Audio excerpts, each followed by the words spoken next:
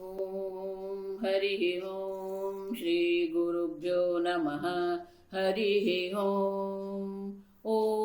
पार्थाय प्रतिबोधितां भगवता नारायणेन स्वयं व्यासेन ग्रथितां पुराणमुनिना मध्ये महाभारतम् अद्वैतामृतवर्षिणीं भगवतीम् अष्टादशाध्यायिनीम् अम्ब त्वामनुसन्दधामि भगवद्गीते भवद्वेषिणीम्। नमोऽस्तु ते व्यासविशालबुद्धे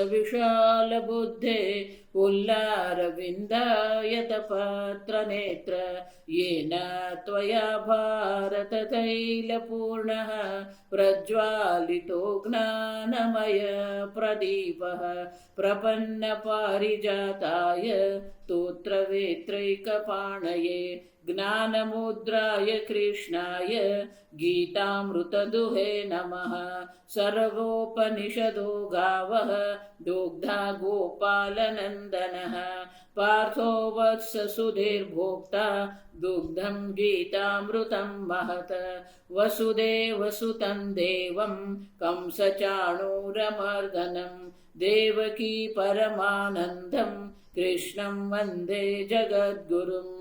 भीष्मद्रोण तथा जयद्रथजला गान्धारनीलोत्पला शल्यग्राहवती कृपेण वहने कर्णेन वेलाकुला अश्वत्थामविकर्णघोरमकरा दुर्योधनावर्तिनी सोत्तीर्णा खलु पाण्डवैरणनदी कैवर्तक केशवः।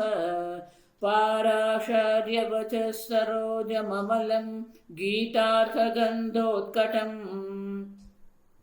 नानाख्यानककेसरं हरिकथा सम्बोधना बोधितम्। लोके सज्जन षट्पदैरहरः पेपीयमानं मुदा भूयद्भारत पंकजं कलिमल प्रध्वंसिन श्रेयसे। मूकं करोति वाचालं पंगुं लङ्घयते गिरिं यत्कृपातमहं वन्दे परमानन्दमाधवम्। यं ब्रह्मा वरुणेन्द्ररुद्रमरुतः स्तुन्वन्ति दिव्यैस्तवैः वेदैः साङ्गपदक्रमोपनिषदैः गायन्ति यं सामगाः। ध्यानावस्थिततद्गतेन मनसा पश्यन्ति यं योगिनः यस्यान्तं न विदुः सुरासुरगणाः देवाय तस्मै नमः। ॐ सहना भवतु सहनौ भुनक्तु सह वीर्यं करवावहै तेजस्विनावधीतमस्तु मा विद्विषावहै। ॐ शान्ति शान्ति शान्तिः। अहङ्कारं बलं दर्पम् अहङ्कारं बलं दर्पं कामं क्रोधं परिग्रहं कामं क्रोधं परिग्रहं विमुच्य निर्ममः शान्तः विमुच्य निर्ममः शान्तः ब्रह्मभूयाय कल्पते ब्रह्मभूयाय कल्पते। अहंकारं बलम दर्पम अनेक प्रकारना अहंकार હોય। देहेन्द्रियादिषु अहंकारः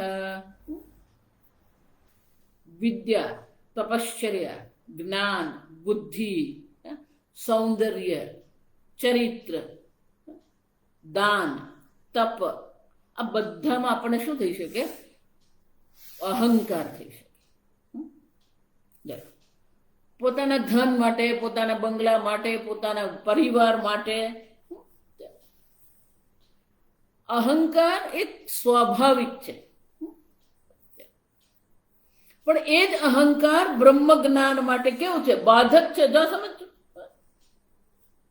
છ વસ્તુનો ત્યાગ ભગવાન અહીંયા કહી રહ્યા છે। અહંકારમ બલમ દર્પમ કામમ ક્રોધમ પરિગ્રહમ વિમુચ્ય। આપણી પાસે વિદ્યા છે, આપણી પાસે તપશ્ચર્યા છે, આપણી પાસે ધન છે, પણ એને માટે આપણે અહંકાર કરવાની કોઈ આવશ્યકતા નથી. એટલે ભગવાન શ્રેષ્ઠ કોને કીધે? વિદ્યા વિનય સંપન્ન. વિદ્યા વિનય, વિદ્યાની સાથે વિનય હોવો જ જોઈએ. જો સમજો, સ્વામીજી બહુ સરસ કહેતા કે 4 વસ્તુ છે જેની સાથે પેલું બીજું જોડીમાં હોવું જ જોઈએ, તો એ યોગ્ય કહેવાય. વિદ્યા છે તો વિનયની જરૂર છે. એ જ રીતે બલમ, બળ છે તો દયાની જરૂર છે. જો દયા નહીં હોય ને તો પછી હિંસક બની જાય એ બળ. ધન છે તો ધનની સાથે દાન હોવું જોઈએ. દાન કર્યા વગરનું ધન એ અધર્મ છે. સમજ? તમે જે ધનની કમાણી કરજો, 18મા અધ્યાયમાં આપણે જે ભણ્યા ને, અધિષ્ઠાનમ તથા કર્તા ચ,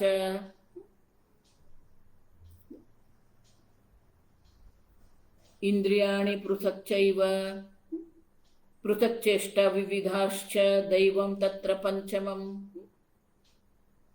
આપણે જે ધનની કમાણી કરીએ છીએ એમાં બીજા અનેક પરિબળો કામ કરી રહ્યા છે. સંપૂર્ણ જગત આપણા માટે કામ કરી રહ્યું છે, જેને કારણે આપણે આ ધનની કમાણી કરી શકીએ. અને એમને કારણે આપણને આ ધન મળી રહ્યું છે, તો એ ધન આપણે આપ્યા વગર જે કરીએ, તૈર દત્તાન પ્રદાયેભ્યઃ ભુંક્તે સ્તેન એવ સહ. ધન છે, અન્ન છે, વસ્ત્ર છે, આ બધાનું દાન હોવું જોઈએ. ધનની સાથે શું જોઈએ? દાન હોવું જોઈએ. તો ધનની સાથે દાન હોય, એ જ રીતે ધનની સાથે દાન હોય, બળની સાથે દયા હોવી જોઈએ. નહીં તો એક બળ હિંસક બની જાય. વિદ્યા છે તો વિનય હોવો જોઈએ. અને સત્તા હોય તો ન્યાય હોવો જોઈએ. ન્યાય વગરની સત્તા જે છે તે અધર્મ બની જાય. આમ વિદ્યાની સાથે વિનય હોવો જોઈએ. પણ જો એ નહીં હોય, વિદ્યા સાથે વિનય નથી, ધન સાથે દાન નથી, સત્તા સાથે ન્યાય નથી, બળ સાથે દયા નથી, તો આ બધામાં આપણને અહંકાર આવે. વિદ્યા, બળ, તપ, દાન, ધન, સત્તા, આ બધામાં આપણને અહંકાર આવી શકે. આ સમજ. અને એટલે ભગવાન કહે છે અહંકારમ વિમોચ્ય. કોઈ પણ પ્રકારે કોઈ અહંકાર કરવાની આપણને આવશ્યકતા છે જ નહીં. ગમે એટલું તમે જ્ઞાન મેળવો ને, કોઈક તો તમારો વિરોધી હોવાનો, કોઈક તો એવો હોવાનો જેનું જ્ઞાન, જેનું બળ. ભર્તૃહરિ મહારાજ એટલે બહુ સરસ કે જેને માટે તમે અભિમાન કરો ને એનો કોઈક ને કોઈક તો વિરોધી નીકળવાનો જ.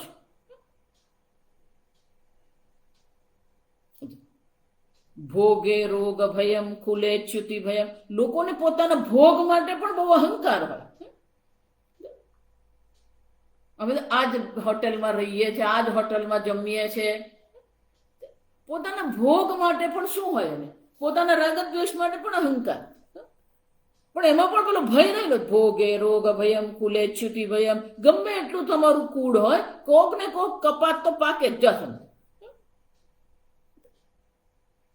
કોઈક તો આપણા કુળને બદનામ કરનાર નીકળવાનો જ છે. કોઈક તો આપણા કુળમાં શરમ કરાવે એવી કંઈક કરવાનું. કુલે ચ્યુતિ ભયમ વિત્તે નૃપાલાદ ભયમ. હા, પ્રત્યેક વસ્તુ જે છે એની સાથે હોવું જ જોઈએ અહંકાર. કોઈ પ્રત્યેનો અહંકાર નહીં. ભોગ હોય કે શાસ્ત્ર હોય કે બળ હોય કે ધન હોય, અહંકારમ દેહાદિ ઇન્દ્રિયાદિષુ બલમ સામર્થ્યમ કામરાગાદિ યુક્તમ ઇતરત શારીર સામર્થ્યમ સ્વાભાવિકત્વેન ત્યાગસ્ય અશક્યત્વાત. શંકરાચાર્ય કહે છે બળ એટલે શું છે? શરીરાદિ સામર્થ્ય સ્વામર્થ્યમ સ્વાભાવિકત્વેન ત્યાગસ્ય અશક્યત્વાત. અહીંયા ભગવાન જે બળની વાત કરે છે એ પેલું શારીરિક બળ નહીં, જો આ સમજો, એ તો સ્વાભાવિક છે. દરેકના શરીરમાં કેટલું બળ રહેલું જ છે. શરીરનું જે સામર્થ્ય છે, આપણી બુદ્ધિનું સામર્થ્ય છે, મનનું સામર્થ્ય છે, એ બળ તો છે જ. પણ એ બળની આપણે વાત નથી કરતા.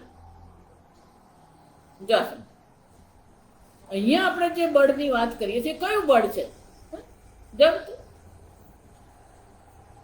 કામરાગાદિ યુક્તમ. કામનાઓને કારણે આપણા મનમાં જે બળ ઉત્પન્ન થાય છે એ બળની વાત ભગવાન કરે. ઈચ્છાને કારણે પણ આપણા મનમાં એક બળ આવે. ભગવાન કહે છે એ નહીં. કામમ અહંકારમ બલમ દર્પમ. દર્પનામ હર્ષાંતર ભાવી ધર્મ અતિક્રમ હેતુ.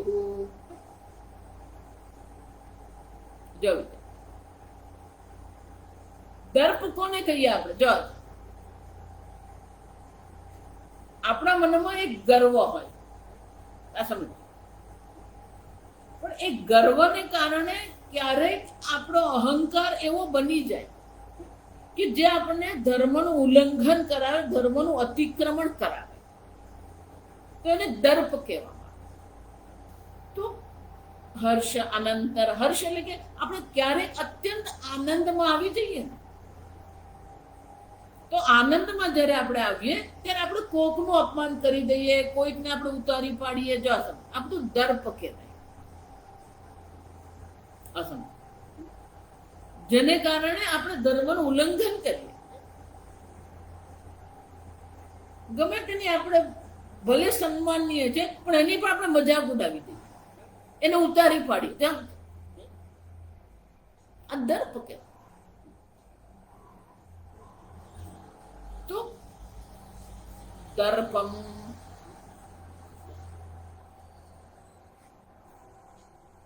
હૃષ્ટ દ્રુપ્યંતી દૃપ્ત ધર્મ અતિક્રામતી ઇતિ સ્મરણાત. શંકરાચાર્ય કહે છે જે બહુ અત્યંત હર્ષિત થઈ જાય ને, પછી પેલો એને ગર્વ આવે, અને ગર્વ થયો તો એ ધર્મનું અતિક્રમણ અવશ્ય કરવાનું.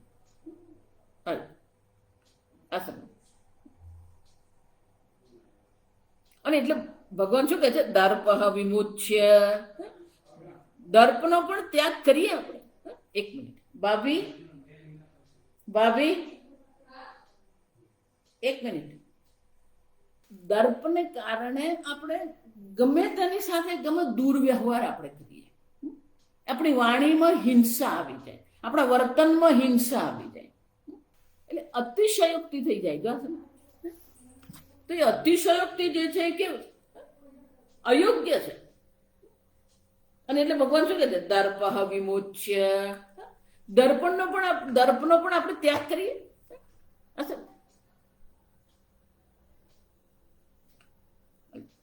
કામમ ઈચ્છા ક્રોધમ દ્વેષમ પરિગ્રહમ ઇન્દ્રિય મનો ગત દોષ પરિત્યાગે અપી શરીર ધારણ પ્રસંગેન. કામ, અપ્રાપ્ત વસ્તુની આપણે ઈચ્છા જે થાય ને એને કામ કહેવામાં.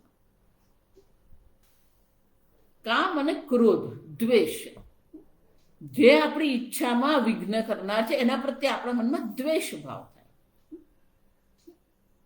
કામ અને ક્રોધ, રાગ દ્વેષ. ઈચ્છા એક જ છે પણ એ જ ઈચ્છા બે પ્રકારે પ્રગટ થાય, રાગ અને દ્વેષ. અનંત આનંદની ઈચ્છા હોય તો અલ્પ આનંદનો ત્યાગ કરવો જ પડે. નિત્યની ઈચ્છા છે તો અનિત્યનો ત્યાગ કરવાનો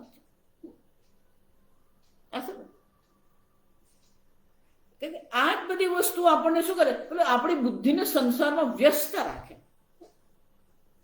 જો કોઈ પણ સદગુણ, જે સદગુણ કઈ દ્રષ્ટિએ જોવાનું કે એ સદગુણ આપણને શું કરે છે? આપણી બુદ્ધિને સંસારમાં વ્યસ્ત રાખે છે, બહિર્મુખ રાખે. આપણે જોઈ ગયા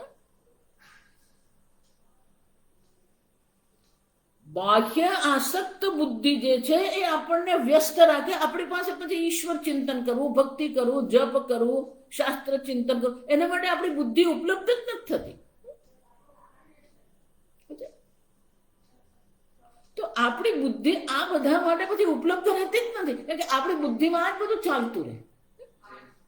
જેટલી વસ્તુ આપણને આપણી બુદ્ધિને બહિર્મુખ કરનારી છે અથવા જેને કારણે આપણી બુદ્ધિ એમાં જ આપણને વ્યસ્ત રાખનારી છે, એ બધાનો આપણે ત્યાગ કરવાનો. અહંકારમ, બલમ, દર્પમ, કામમ, ક્રોધમ, પરિગ્રહમ. શંકરાચાર્ય બહુ સરસ કહે છે કે ઇન્દ્રિય મનોગત દોષ પરિત્યાગે. ઇન્દ્રિયોમાં, મનમાં, બુદ્ધિમાં જે કઈ દોષ છે એ બધાનો આપણે પરિત્યાગ કરી દીધો છે. શરીર ધારણ પ્રસંગે ધર્મ અનુષ્ઠાન નિમિત્તે વા. આ શરીરને ધારણ કરવું એટલે કે શરીરને ધારણ કરવાના નિમિત્તથી અથવા તો ધર્મના અનુષ્ઠાન નિમિત્તથી આપણે બહાર ઘણો બધો પરિગ્રહ કરીને રાખીએ. રહેવા દે કામ આવે. પૂજા કરીએ, પાઠ કરીએ, યજ્ઞ કરીએ, જાહેર, તે બધામાં આપણે અનેક સામગ્રીની આવશ્યકતા પડે. પછી સામગ્રીને આપણે બધું ભેગી કરવાની આપણને આદત પડી જાય.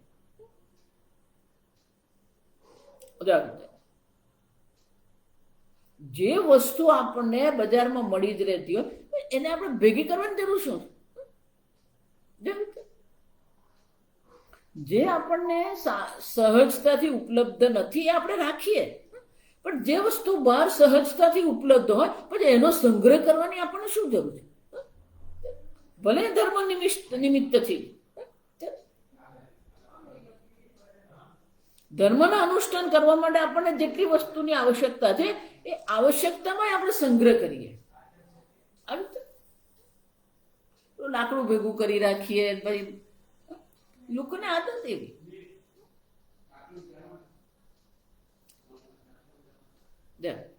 જો એટલે આ લોકોના મંદિર જોઈએ,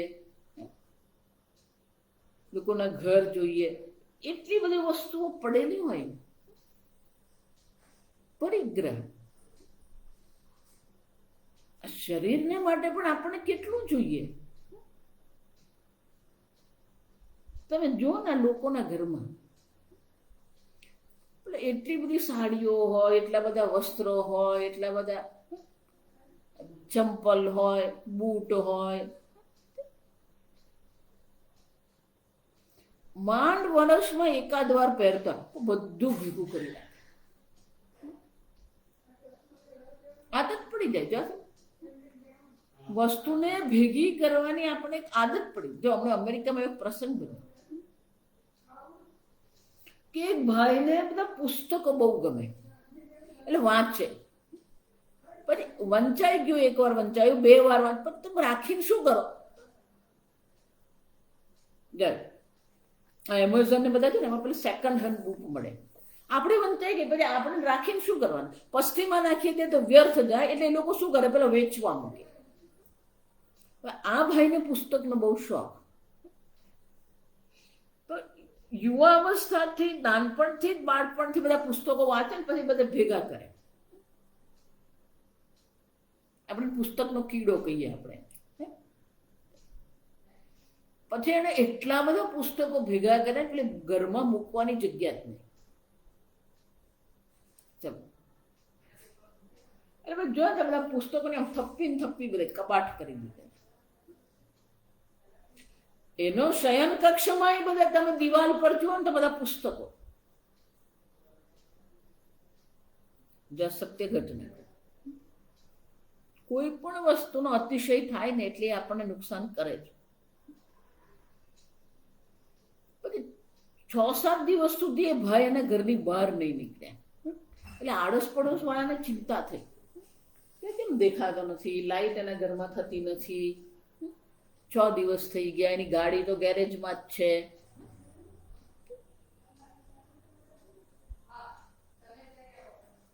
એટલે પોલીસને બોલાવી. પોલીસે પણ બારણું ખોલ્યું એટલે જોયું તો બધા પુસ્તકોના ઢગલા ને ઢગલા. આગલા રૂમમાં, બેઠક રૂમમાં બધા ઢગલા.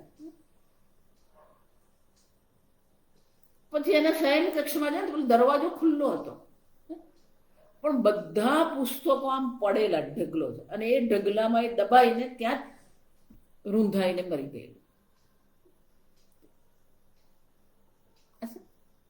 5-6 દિવસ થઈ ગયા એટલે પેલું સડી ગયેલું શરીર હોય, વાસ મારે.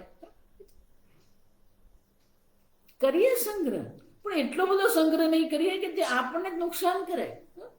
શરીર ધારણ પ્રસંગે ને શરીરને ધારણ કરવા માટે જેટલું જરૂરી છે એટલું આપણે રાખીએ, પણ એનાથી વધારે રાખવાની આપણને જરૂર જ નથી. અથવા તો ધર્મ નિમિત્ત, ધર્મના નિમિત્તથી પણ જે કંઈ આપણે કરીએ, પણ એમાં પણ મર્યાદા રાખવી જોઈએ. અને એટલા માટે શું કહે છે શંકરાચાર્ય, કહે શરીર ધારણના પ્રસંગથી જે પણ આવશ્યક છે એટલું રાખીએ, નથી વધારે નહીં. એ જ રીતે ધર્મ અનુષ્ઠાન નિમિત્તેન બાહ્ય પરિગ્રહ પ્રાપ્ત તમ ચ વિમુચ્ય પરિત્યજ્ય. આમ આ 6 નો ત્યાગ છે. અહંકારમ બલમ દર્પમ કામમ ક્રોધમ પરિગ્રહ વિમુચ્ય. હવે ભગવાન એક બહુ સુંદર વાત કરે કે જ્યારે આ બધું છોડી જ દીધું છે, જો આ વિચારી દીધું, આ બધાનો ત્યાગ થઈ જ ગયો છે, છતાંય પેલું એક હજી રહી જાય, નિર્મમ, ક્યાંય કોઈ મમતા નહીં. મારા શ્રી બહુ કે મેરા મેરા કહે સો મરા, તેરા તેરા કહે સો તરા. આપણે મારું મારું કરીને એવું પકડીને બેસીએ આપણે. નિર્મમ. શંકરાચાર્ય કહે છે આવો જે વ્યક્તિ જે છે, જો આ સમજ આ શાના માટે છે, જ્ઞાન નિષ્ઠા પ્રાપ્ત કરવી હોય તો આપણું જીવન કેવું હોવું જોઈએ. આ 3જો શ્લોક છે, આ સમજો. તમારે ધ્યાન કરવું છે, પણ બધું ભેગું કરીને બેઠા ને પછી એનું જ ધ્યાન થાય. રાગના વિષયનું ધ્યાન થાય, દ્વેષના વિષયનું ધ્યાન થાય, અહંકારના વિષયનું ધ્યાન થાય, સાથે સાથે નિર્મમ. શંકરાચાર્ય કહે છે આવી વ્યક્તિ છે કોણ હોય, પરમહંસ પરિવ્રાજક ભૂત્વા. એક શબ્દમાં શંકરાચાર્ય કહે છે સંન્યાસી છે અને પરિવ્રાજક છે. પરિવ્રાજક એટલે કે જે કોઈ આશ્રમ બનાવીને નહીં બેસે, જે શું કરે છે, ફરતા રહે. પોતાને રહેવા માટેનું એક સ્થાન બનાવેલું છે, પોતાને રહેવા માટેનું સ્થાન બનાવો, પછી કરીએ ને એ બધું પછી શું થાય, પરિગ્રહમાં જ આવે. જો કોઈ નિંદા નથી કરતી, આશ્રમ બનાવીએ, આપણી પાસે એવા સંજોગો છે, પ્રસંગ છે, નિમિત્ત છે, આશ્રમ બનાવીએ, લોકો આવીને ત્યાં રહે, લોકો આવીને શાસ્ત્ર અધ્યયન કરે, સારી જ વાત છે.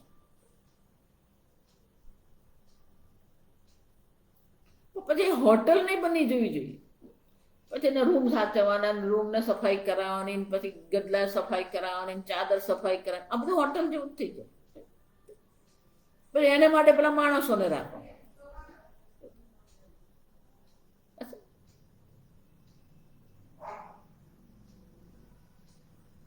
આ બધી વસ્તુ કેવી છે, સ્વામીજી મારે દ્રષ્ટાંત, નૂડલનું દ્રષ્ટાંત. નૂડલ, સ્વામીજી કે પેલું નૂડલ હોય ને, તમે ક્યારે એક નૂડલ નહીં પકડી શકો. એક પકડો ને એટલે સાથે પેલી બીજી, બીજી સાથે ત્રીજી, ત્રીજી સાથે ચોથી, આવે જ આવે જ, કોઈ એને અટકાવી નહીં શકે. આ બધી વસ્તુઓ જે છે આપણને શું કરે, એકમાંથી બીજું, બીજામાંથી ત્રીજું, ક્યાંક ને ક્યાંક આપણને પકડી જ રાખે. અને પછી એમાં એવો મમો ભાવ આપણને થઈ જાય, મારું. નિર્મમ. આ બધા શબ્દો આગળ આવી જ ગયા, એક પણ શબ્દ અહીંયા નવો નથી. આ સમજો, આગળ આ બધી જ ચર્ચા આપણે થઈ.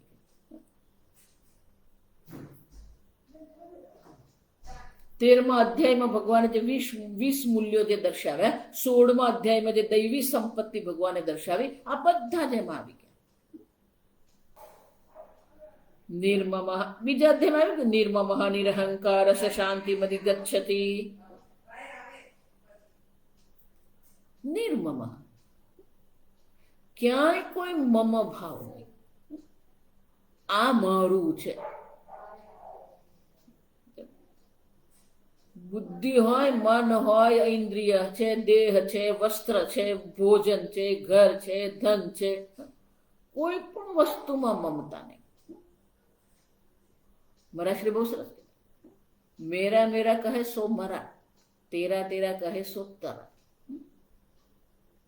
સ્વામીજી બીજી રીતે કીધું કે કેમ મમ ભાવ નથી? કારણ કે આપણે જો સમજદારી કેળવીએ કે આ જગતમાં જે પણ કંઈ છે એ આપણને આપવામાં આવ્યું છે. કર્મફળ દાતા ઈશ્વર છે. ઈશ્વરે આપણને આપ્યું છે. તો જે વસ્તુ આપણને આપી છે એ આપણી છે જ નહીં. આપણે વાપરવા માટે ભગવાને આ શરીર આપ્યું છે, વાપરવા માટે ધન આપ્યું છે, વાપરવા માટે ઘર આપ્યું, એને આપણે બસ મારું કરીને બેસી જઈએ. નિર્ગત મમ ભાવ, કોઈ વસ્તુમાં મારું છે એવું કહેવાનું જ નહીં. શાના માટે મમતા? ગમે એટલું ભેગું કર, ગમે એટલું મારું એમ કોને, બધું એક દિવસ જવાનું જ છે. અને એ નહીં જાય તો આપણે છોડીને જવાનું, બધું અહીંયા જ રહી જવાનું છે. કોણ ભેગું લઈ ગયું? જશે જેને તમે મારું કહો છો, મૃત્યુ પછી સાથે લઈ જવાના છો. બધું અહીંયા જ છૂટી જવાનું. એનો શ્લોક છે ને, તો એ પ્રાચીન કાળની દ્રષ્ટિએ આ શ્લોક છે. આપણે આધુનિક કાળમાં એને જોવું પડે.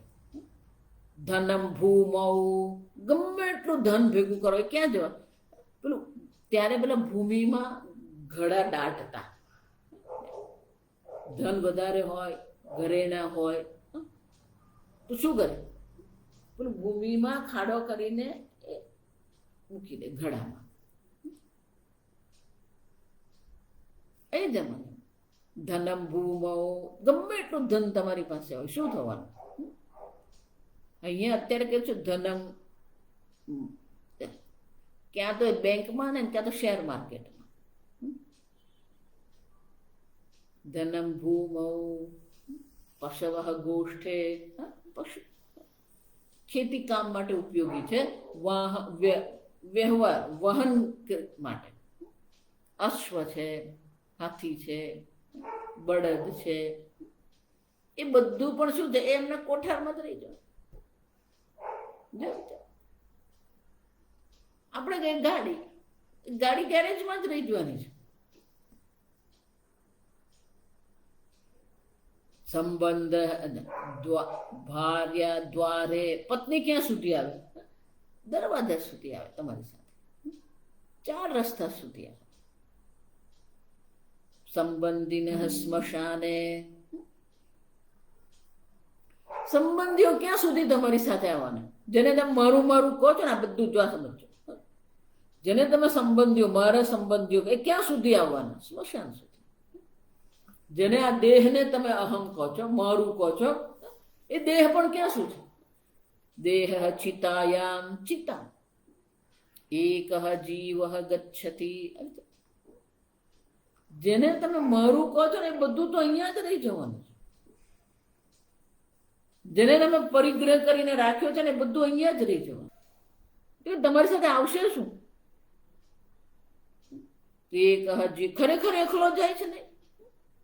કર્માનુગહ, એને જેટલા કર્મ પાપ અને પુણ્ય અહીંયા કર્યા છે ને, એ એની સાથે આવશે. એ બહુ સીધી ભાષામાં હું કહું કે તમે જેટલું દાન કરેલું છે ને, જેટલો ત્યાગ કરેલો છે ને, એ તમારી સાથે આવશે. પુણ્ય રૂપે તમારી સાથે આવશે.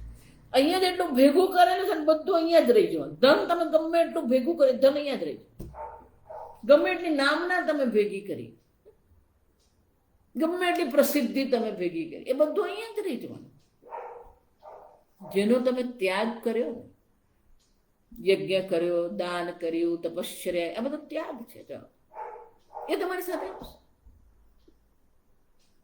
કર્મનું તમે અહીંયા જે કર્મ કર્યા છે, જે પાપ પુણ્ય કર્મ કર્યા છે, એ જ તમારી સાથે આવવાનું. બાકીનું બધું અહીંયા જ રહી ગયું. કોના માટે મમ કરવાનું? કોના માટે આપણે મમ ભાવ રાખીએ? જો નિર્મમ શાંત. શંકરાચાર્ય કહે છે નિર્ગત મમ ભાવ અતઃ એવ શાંત.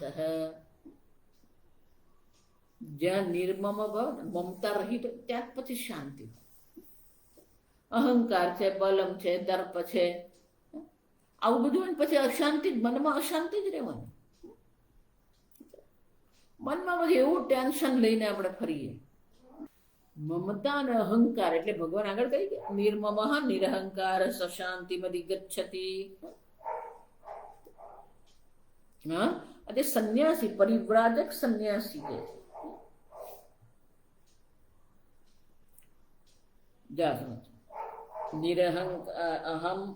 અહંકારમ બલમ દર્પ કામમ ક્રોધમ પરિગ્રહમ નિર્મમ શાંત. બ્રહ્મ ભૂયાય કલ્પતે યહ સંહૃત આયાસઃ યતિઃ. સંહૃત આયાસ. સંહૃત આયાસ એટલે આયાસ એટલે પ્રયત્ન, પ્રયાસ. આ બધાને માટે જે પ્રયાસ કર્યો, આવા ગુણ કેળવવાનો જે પ્રયત્ન કરી રહ્યો છે. આમ આ 3 શ્લોક દ્વારા ભગવાન કહી રહ્યા છે કે આ પ્રકારથી જે પોતાના વ્યક્તિત્વનું નિર્માણ કરે છે, બાહ્ય અનુકૂળતા બનાવે છે. સંહૃત આયાસઃ યતિઃ જ્ઞાનનિષ્ઠઃ બ્રહ્મ ભૂયાય બ્રહ્મ ભવનાય કલ્પતે સમર્થો ભવતિ. આમ એ જ્ઞાન નિષ્ઠા માટે યોગ્યતા પ્રાપ્ત કરવી હોય તો આ 3 શ્લોક છે. જો આ સમજો, 3 શ્લોક દ્વારા ભગવાન આપણને કહી રહ્યા છે કે આ 3 શ્લોક દ્વારા તમે શું કરી શકો? એ જ્ઞાન નિષ્ઠા માટે, એ બ્રહ્મ જ્ઞાન માટે તમે યોગ્ય બનો. બુદ્ધ્યા વિશુદ્ધયા યુક્ત ધૃત્યાત્માનમ નિયમ્ય ચ શબ્દાદિન વિષયાન ત્યક્ત્વા રાગદ્વેષ વિદસ્ય ચ વિભક્ત સેવી લઘ્વાશી યતવાક્કાયમાનસઃ ધ્યાન યોગ પરો નિત્યમ વૈરાગ્યમ સમુપાશ્રિતઃ અહંકારમ બલમ દર્પમ કામમ ક્રોધમ પરિગ્રહમ વિમુચ્ય નિર્મમઃ શાંતઃ. આ બધા ગુણ આપણે કેળવીએ ને તો જ્ઞાન નિષ્ઠા માટે, બ્રહ્મ જ્ઞાન માટે આપણે અધિકારી બનીએ, સમર્થ બનીએ. તો પછી આપણે ધ્યાન કરી શકીએ અને જ્ઞાન નિષ્ઠા પ્રાપ્ત કરી શકીએ. જો એટલે કહો, તમે જો એમ માનતા હોય કે મેં આમ શાસ્ત્ર શ્રવણ કર્યું, મને જ્ઞાન થઈ ગયું, હું તો બ્રહ્મ છું. હમણાં જ મને કોઈક મળ્યું, મેં કે મને ખબર છે હું તો બ્રહ્મ છું. લોકોમાં એટલી બધું શાબ્દિક જ્ઞાન છે કે લોકો એવું માનવા જ માંગે છે. પણ ભગવાન અહીંયા જે બતાવી રહ્યા છે, લઘવાશી, વિવિક્ત સેવી, ધ્યાન યોગ પરહ,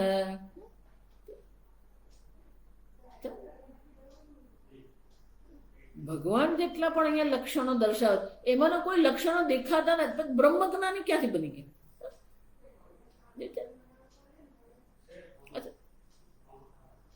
ક્યારેક પેલું વેદાંત ને પણ અતિશયોક્તિ થાય. આ સમજો,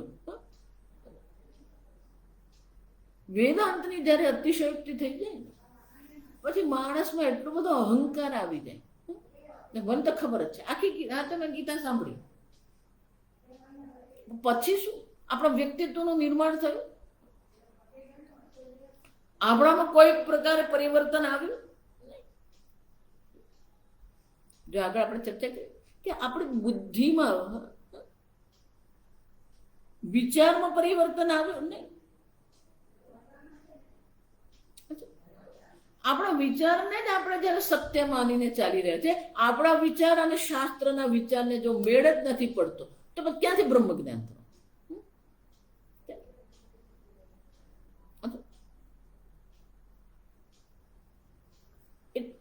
દેખાડો છે. વેદાંત પણ એક દંભ થઈ ગયો. જો વર્ષો પહેલા જયારે સ્વામીજી ફેબ્રુઆરી, માર્ચ, એપ્રિલમાં સ્વામીજી દર વર્ષે 3 શિબિર કરે.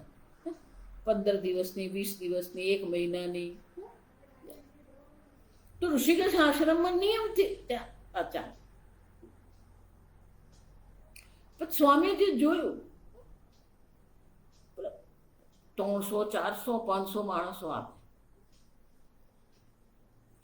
પછી સ્વામીજી જોયું કે કેટલાક લોકો 2 શિબિરમાં હોય અથવા કેટલાક લોકો દર વર્ષે આપે. વર્ષો સુધી હતા. એટલે 3 કે 4 વર્ષમાં સ્વામીજીને એક વસ્તુની ખબર પડી ગઈ કે કેટલાક લોકો દરેક શિબિરમાં આવે અથવા દર વર્ષે આવે. પછી સ્વામીજીએ જોયું કે લોકોને એક આદત પડી ગઈ. અમે તો ઋષિકેશ આશ્રમ શિબિર કરવા ગયા. 15 દિવસની શિબિર કરે, મહિનાની શિબિર, પણ બાકીના 11 મહિના શું? એટલે સીધી રીતે આડકત રીતે સ્વામીજીએ જાણી લીધું કે એ બધી વ્યક્તિઓ બાકીના 11 મહિના શું કરે છે. એ લોકોના નગરમાં જે સ્વામીજીના શિષ્ય છે, જે વેદાંત વર્ગ કરાવ, એ કરવા નહીં જાય. એ વખત આટલું બધું યુટ્યુબ ને એવું હતું જ નહીં.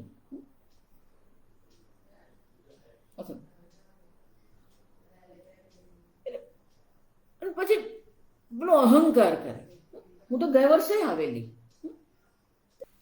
આ શિબિર મેં ભરી, એનું પણ શું થાય? એને અહંકાર.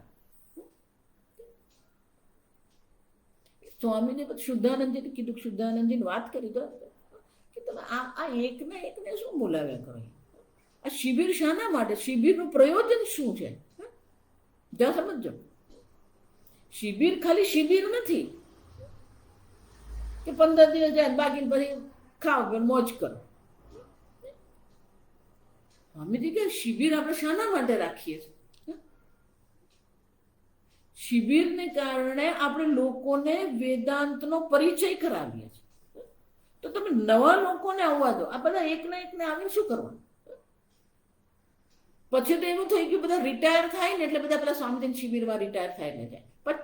પછી આવીને કશું નહીં. ન ભક્તિ, ન જપ, ન તપ, ન શાસ્ત્ર શ્રવણ, ન ધ્યાન, કઈ જ નહીં. શુદ્ધાનંદજી કીધું, I don't want to see the same face again. હા, કોઈક એવો ગંભીર સાધક છે, એને તમે બોલાવો, વાંધો નથી.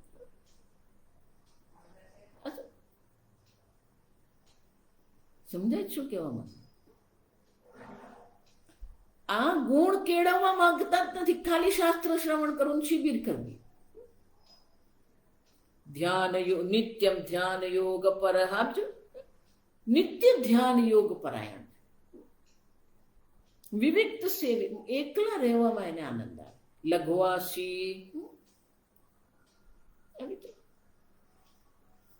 જો હું નથી કે ત્યાં સમજો, ભગવાન એ કહે બ્રહ્મ ભૂયા એ કલ્પતે, એટલે કે એ આ બ્રહ્મ ભૂયા એટલે કે આ બ્રહ્મ જ્ઞાનની નિષ્ઠા પ્રાપ્ત કરવા માટે એ સમર્થ બને. તમને ક્યારે બ્રહ્મ જ્ઞાન થશે? શ્રવણ કર્યા પછી એને અનુરૂપ આપણું જીવન આપણે બનાવીએ છીએ કે નહીં? આપણો સ્વભાવ એને અનુરૂપ બનાવીએ છીએ કે નહીં?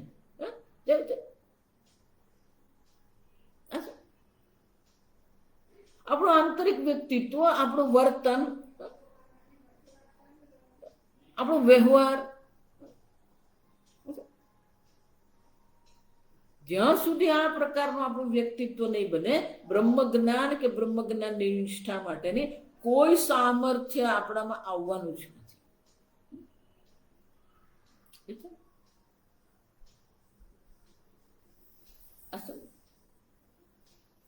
સ્વામીજી 3 વર્ષનો કોર્સ કરાવતા ત્યારે પણ કહેતા કે આ 3 વર્ષ થયો, એટલે એમ નહીં માની દેતા કે તમને થઈ ગયું બધું. જો તૈત્રીય ઉપનિષદમાં પણ શું કહેતું? દમશ્ચ સ્વાધ્યાય પ્રવચનાભ્યામ, શમશ્ચ સ્વાધ્યાય પ્રવચનાભ્યામ. કેમ? શમઃ દમઃ જોઈએ, સાથે શું? સ્વાધ્યાય પ્રવચનાભ્યામ. કેટલાક લોકો પેલું શાસ્ત્ર શ્રવણ કર્યા જ કરે, એટલે પણ તું ભણાવવાનું શરૂ કર, પ્રવચન કર. નહીં કરું. શાસ્ત્ર શ્રવણની સાથે સાથે પેલું પ્રવચન પણ આવશ્યક છે, પણ એ પ્રવચન પણ પછી બીજા પર થોપવાનું નહીં. જો સમજ આપણે પાછું બીજું કરીએ. નહીં, તમે બેસો, હું કહું એ સાંભળો. તમે બળજબરી નહીં. જો સમજો, ભગવાન એ કહે છે કે આપણે બ્રહ્મ જ્ઞાનમાં નિષ્ઠા, યાદ પરા નિષ્ઠા યેન પ્રકારે જોઈએ, જે પ્રકારે આપણે આ જ્ઞાન નિષ્ઠા પ્રાપ્ત કરી શકીએ. નિબોધ મેં, તું મારી પાસે જાણી લેવું કે આ પ્રકારનું જીવન હશે તો એ બ્રહ્મ જ્ઞાન નિષ્ઠા યા પરાનિષ્ઠા, જે બ્રહ્મ જ્ઞાનની પરાનિષ્ઠા છે એ અવશ્ય આપણને પ્રાપ્ત થાય.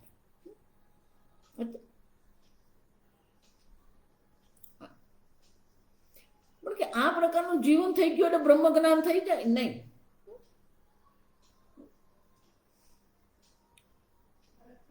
સ્વાધ્યાય પ્રવચન તો છે જ, ભક્તિ તો છે જ. જ્યાં સમજો આગળ ભક્તિની વાત તો ભગવાન કહે છે તમ અભ્યર્થ છે. જ્યાં સમજો આમ આ બધા ગુણ કેળવવાથી આપણે બ્રહ્મ જ્ઞાન નિષ્ઠા પ્રાપ્ત કરવાની આપણને સામર્થ્ય, અધિકારીત્વ, લાયકાત આપણે પ્રાપ્ત કરી. અને જેને આ પ્રકારથી બ્રહ્મ જ્ઞાનમાં નિષ્ઠા થઈ ગઈ છે એનું વ્યક્તિત્વ કેવું છે, જો આ એનો વ્યવહાર કેવો છે, જ્ઞાન નિષ્ઠ જે છે. હવે આ જ્ઞાન નિષ્ઠના જે લક્ષણ ભગવાન બતા એ બીજાને જોવા માટે નથી, આપણામાં આ ગુણ આવ્યા કે નહીં એ જોવા માટે. આ શ્લોક જે છે પેલી ફૂટપટ્ટી નથી, આપણી સામે જે મહાત્માને માપી જોઈએ. આના આ મહાત્મા બ્રહ્મ જ્ઞાન નિષ્ઠ છે કે નહીં, ચાલો જોઈ લઈએ. તમને બ્રહ્મ જ્ઞાનની નિષ્ઠા થઈ કે નહીં એ બતાવવા માટે આ શ્લોક છે. 54 છે. બ્રહ્મભૂત પ્રસન્નાત્મા, બ્રહ્મભૂત પ્રસન્નાત્મા ન શોચતિ ન કાંક્ષતિ, ન શોચતિ ન કાંક્ષતિ, સમસર્વેષુ ભૂતેષુ, સમસર્વેષુ ભૂતેષુ મદ્ભક્તિમ લભતે પરામ, મદ્ભક્તિમ લભતે પરામ. બ્રહ્મભૂત, જેણે પોતાના બ્રહ્મ સ્વરૂપને જાણી લીધું છે. બ્રહ્મભૂત એટલે બ્રહ્મ પ્રાપ્ત, એટલે કે હું પૂર્ણ બ્રહ્મ સ્વરૂપ છું, એ જ્ઞાનમાં જેની નિષ્ઠા થઈ ગઈ છે. પ્રસન્નાત્મા, હંમેશા એ પ્રસન્ન છે. પ્રસન્ન એટલે બાગમાં જઈને જોરથી હા હા હા કરી એ પ્રસન્ન નહીં. જા એના વ્યક્તિત્વમાં આપણે જોઈએ, એના વ્યક્તિત્વમાં એક નિર્મળતા છે, એક શાંતિ છે. કેટલાક વ્યક્તિની પાસે આપણે જઈએ તો આપણે એક શાંતિનો અનુભવ થાય, કારણ કે આંતરિક રીતે વ્યક્તિમાં શાંતિ છે. કેટલીક વ્યક્તિઓ પાસે આપણે જઈએ તો આપણને પણ શાસ્ત્ર શ્રવણ કરવાની ઈચ્છા થાય, કારણ કે એમાં નિષ્ઠ છે. કેટલાક વ્યક્તિ પાસે જઈએ તો આપણને બહુ આનંદ આવે. કેમ? એ આનંદમાં છે. એનું વ્યક્તિત્વ પ્રસન્નાત્મા. લબ્ધ અધ્યાત્મ પ્રસાદ, શંકરાચાર્ય એ પ્રસન્ન કેમ છે? કારણ કે એને અધ્યાત્મ પ્રસાદ, આત્મ પ્રસાદ, આ પૂર્ણ આનંદ સ્વરૂપની પ્રાપ્તિ હતી. ન શોચતિ ન કાંક્ષતિ, કોઈક વસ્તુ ગુમાવે તો એ શોક કરતો નથી. કોઈ વિશેષ પ્રકારની વસ્તુની ઈચ્છા છે પણ એ પ્રાપ્ત ન થાય તો એ શોક નહીં કરે. ન કાંક્ષા, અપ્રાપ્ત વસ્તુની કોઈ ઈચ્છા નહીં. શંકર કિંચિદ અર્થ વૈકલ્યમ આત્મના વૈગુણ્યમ ચ ઉદ્દિશ્ય ન શોચતી. અર્થ વૈકલ્ય, ધારો કે ધન ગુમાવી દીધું અથવા આત્મ વૈકલ્યમ, પોતાના શરીરમાં કોઈ પ્રકારથી રોગ લાગી જાય પણ એ શોક નહીં કરે. કેટલાક લોકોને એવી આદત, પેલો રોગ જેટલું આ શરીરને નુકસાન કરે એના કરતા એ લોકોને જે શોક થાય છે ને એ શરીરને વધારે નુકસાન. મને જો ને મને બીપી આવ્યું, ઠીક છે શરીર છે તો આ થાય. ના ના, મારે 3 વાર દવા લેવી પડે. લેવા. પણ એમાં આટલું બધું ટેન્શન કરવાની શું જરૂર છે? આપણે સ્વીકારી જ શકતા નથી.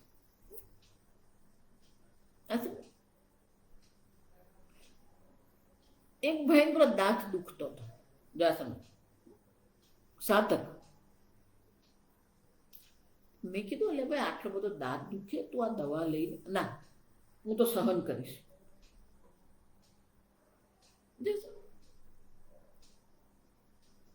શરીરને સ્થિતિ માટે જેટલું આવશ્યક છે પછી ઔષધિ છે તો એ લેવાની છે. જો એટલે મેં આગળ કીધું આ બધું ભગવાને આપણને આપ્યું છે એવું જો કહીએ ને તો દરેક વસ્તુ પ્રત્યે આપણા મનમાં એક સન્માન જન્મે.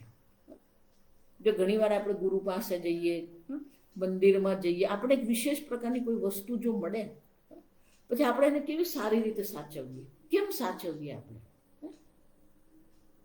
ના, સ્વામીજીએ મને આપ્યું છે. ના, હું મીનાક્ષી મદુરાઈ ગયા ત્યાંથી મને આ મળ્યું. આપણે સાચવી રાખીએ. કેમ? વસ્તુ એકદમ સામાન્ય છે પણ એ મળ્યું કોની પાસે? તો આ ઈશ્વરે આપણને આ જગત આપ્યું છે, ઈશ્વરે આપણને આ શરીર આપ્યું છે, તો શરીરને સાચવવું પણ આપણી જવાબદારી છે. હું દવા નહીં લઉં. ઈશ્વરે આપ્યું છે તો એ પ્રકારથી એ વસ્તુ પ્રત્યે આપણે સન્માન હોય, વસ્તુ પ્રત્યે જવાબદારી હોય, વસ્તુને સાચવવાની, નિભાવવાની પણ આપણામાં શું હોય? જવાબદારી.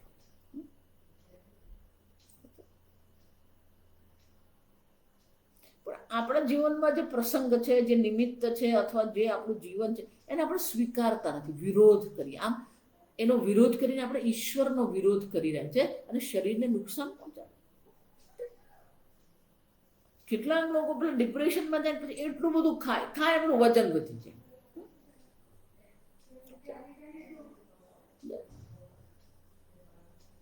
તો આટલું બધું વજન વધી, એટલે પણ વજન આટલું બધું આગળ શંકરાચાર્ય આપણે કહી છે છઠ્ઠા યુક્તાહાર. વધારે ખાઈશું તો શું થશે? શરીરને નુકસાન પહોંચે. ઓછું ખાઈશું તો શરીરને પોષણ નહીં મળે. તો વધારે પડતું ખાઈને આપણે ભગવાને આપેલા શરીરને નુકસાન પહોંચાડીએ તો કોનું અપમાન કરીએ? ભગવાનનું અપમાન કરીએ. બધી વસ્તુ જ્યારે આપણને આપવામાં આવી છે તો આપણે સાચવીને રાખીએ.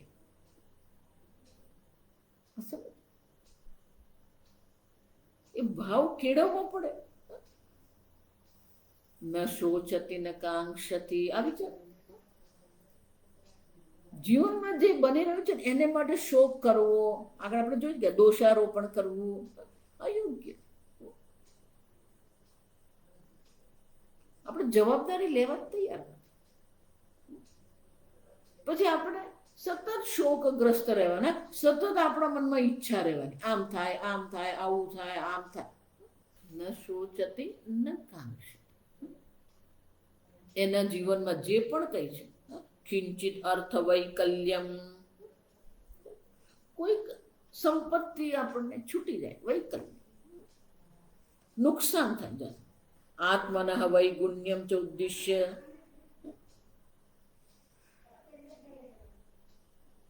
તો આત્માના વૈગુણ્ય એટલે કે આપણા શરીરમાં કોઈક નુકસાન થયું તો એને માટે પણ શોક કરવાની ઈચ્છા નથી. કોઈક વિશેષ પ્રકાર સંતપ્ય ન કાંક્ષતી, અને કોઈક વિશેષ પ્રકારના દેશકાળ વસ્તુની પણ આપણા મનમાં ઈચ્છા નથી.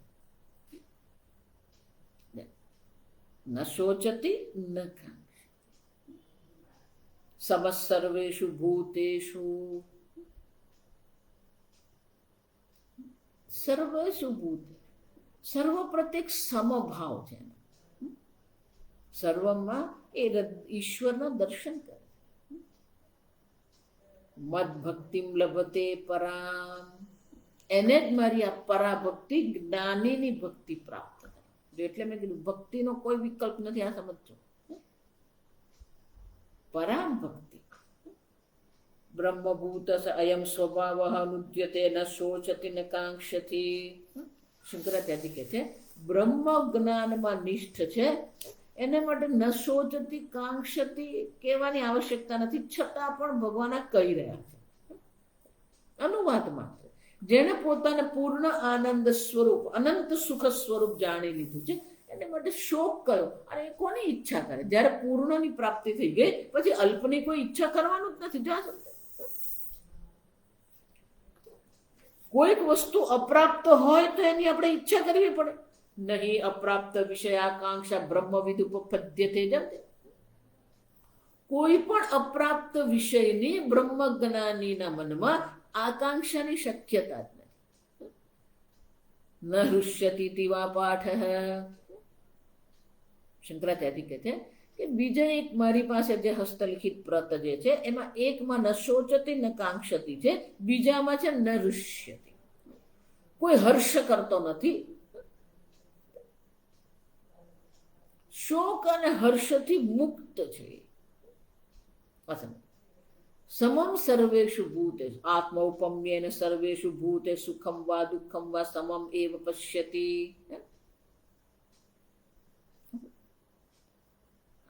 શબ્દ જોઈએ ને એટલે પેલો શ્લોક યાદ આવવો જોઈએ. આત્મૌપમ્યેન સર્વત્ર. છઠ્ઠા અધ્યાયમાં ભગવાન શું દરેક વ્યક્તિ પ્રત્યેને સમભાવ છે. આવી વસ્તુ મારા શરીરાદિમાં પ્રતિકૂળ છે તો એને પણ પ્રતિકૂળ હોઈ શકે. આવી વસ્તુ મને અનુકૂળ છે તો એને પણ અનુકૂળ હોઈ શકે. આમ અન્યને પોતાના દૃષ્ટાંતથી જોવાનો એક પ્રયત્ન.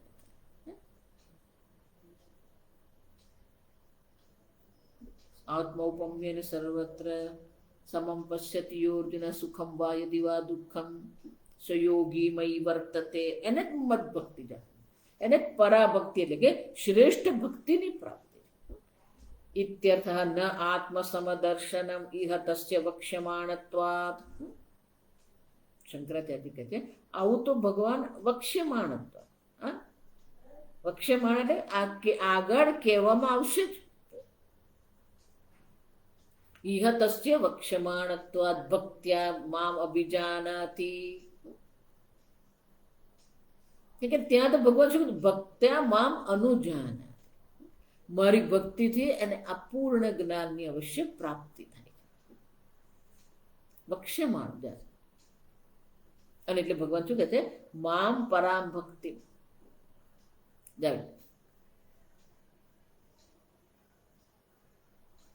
સમમ સર્વેષુ ભૂતેષુ જે શંકરાચાર્ય કહે છે એમાં આત્મ સમદર્શનની વાત નથી. આ સમજો.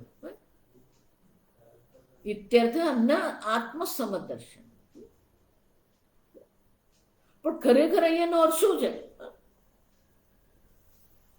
આત્માના સમદર્શન નથી અહીંયા, પણ જે મને સુખ અને દુઃખ છે એ પ્રકારે જોઈએ. આત્મૌપમ્ય એટલે છે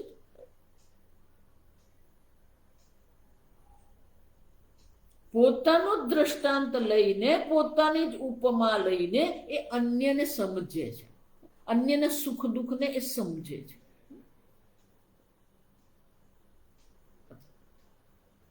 એટલું જ નહીં. એવં ભૂત જ્ઞાન નિષ્ઠા મદભક્તિ મયી પરમેશ્વર ભક્તિ ભજનમ પરામ ઉત્તમમ જ્ઞાન લક્ષણામ ચતુર્થી. કેમ કે ભગવાન આગળ કહે ચતુર્વિધા ભજન્તે મામ. આર્તો જિજ્ઞાસુ અર્થાર્થી જ્ઞાની ચ ભરતર્ષભ. શંકરાચાર્ય કહે છે આ જ્ઞાન લક્ષણા જે ચતુર્થ ભક્તિ જે ભગવાને દર્શાવી છે એ જ અહીંયા ભગવાન કહી રહ્યા છે મારી પરાભક્તિની એને અવશ્ય પ્રાપ્તિ થાય છે. આમ ભગવાનની પરાભક્તિ એટલે શું છે? તસ્યાહમ ન પ્રણશ્યામી સચમેન. એની દૃષ્ટિમાં ક્યારેય ઈશ્વરનો લોપ થતો નથી અને એ ઈશ્વરની દૃષ્ટિથી ક્યારેય અલોપ થતો નથી. જ્ઞાની તો આત્મૈવ મે મતમ. ઈશ્વરને આત્મ સ્વરૂપે ઓળખે છે એટલે ક્યારેય એવો દેશ કાળ નથી કે જ્યારે ઈશ્વરથી દૂર હોય.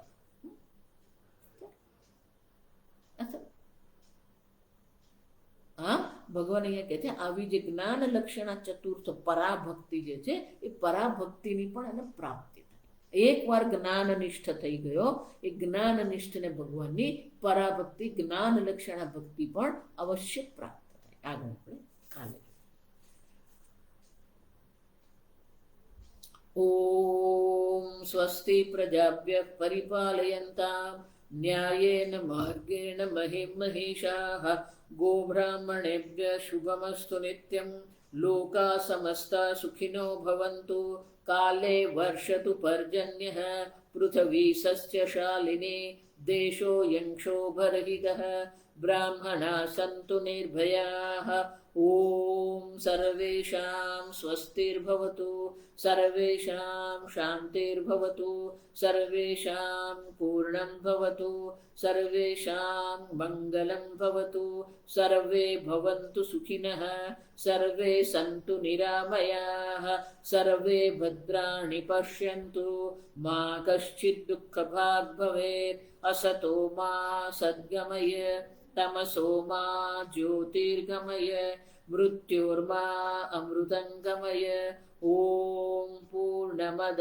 પૂર્ણમિદં પૂર્ણાત પૂર્ણમુદચ્યતે પૂર્ણસ્ય પૂર્ણમાદાય પૂર્ણમેવાવશિષ્યતે. ઓમ શાંતિ શાંતિ શાંતિ. હરિ ઓમ શ્રી ગુરુભ્યો નમઃ. હરિ ઓમ.